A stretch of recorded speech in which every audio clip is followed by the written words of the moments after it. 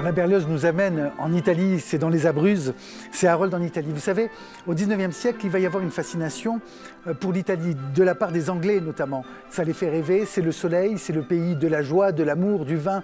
Voilà, donc beaucoup d'Anglais vont rêver de ça et vont le mettre dans la musique. C'est l'époque où il va y avoir Mendelssohn qui va écrire par exemple sa symphonie italienne. Berlioz, lui, écrit Harold en Italie. Harold en Italie qui est inspiré d'une pièce, d'un texte extraordinaire de Lord Byron. Byron, là encore, une grande figure anglaise qui finira d'ailleurs pas en Italie, mais encore plus loin, en Grèce. Hein, il partira vers le sud sans en revenir. Berlioz nous raconte ça, c'est une évocation extraordinaire d'un poète qui se promène dans l'Italie. Et ce qui est magnifique, c'est que c'est l'alto. Vous savez, le grand frère du violon qui nous donne ça. Et on a la plus grande altiste du monde, c'est Tabea Zimmermann, qui vient à la Côte-Saint-André. Ça fait des années qu'on espérait la voir pour Harold en Italie, donc on est très très heureux qu'elle soit là.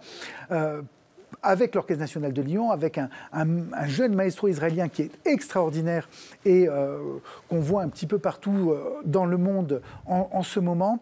Et ce répertoire décline l'Italie vue de Londres avec la symphonie italienne, avec Harold en Italie, avec la Parisine, qui est un clin d'œil à Stendhal Bennett, qui est un compositeur anglais qui est un petit peu oublié, mais à qui on doit la connaissance de Berlioz à Londres. C'est lui qui a invité tous ces grands artistes, c'est lui qui a fait de Londres une grande ville musicienne. C'est assez incroyable parce que finalement, ce ne sont pas des Anglais, les grands compositeurs adorés des Anglais, et qui finalement finissent par devenir presque anglais. Handel n'était pas anglais à l'origine, il finit anglais. Mendelssohn n'est pas anglais à l'origine, il finit anglais, ou quasiment. Et Berlioz, de la même manière, il est adoré des Anglais. La Berlioz Society, aujourd'hui, qui est à Londres, réunit le plus haut niveau de la société anglaise qui est là, et il y a un lord qui la préside, il y a un sir qui est vice-président, Sir Adam Ridley d'ailleurs, qui est un économiste très important. Ces gens-là adorent Berlioz, et donc on trouve en Angleterre des sociétés dévouées à Berlioz, beaucoup plus actives qu'en France, c'est assez étonnant.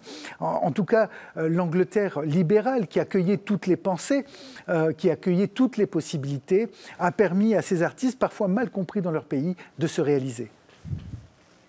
Parfait.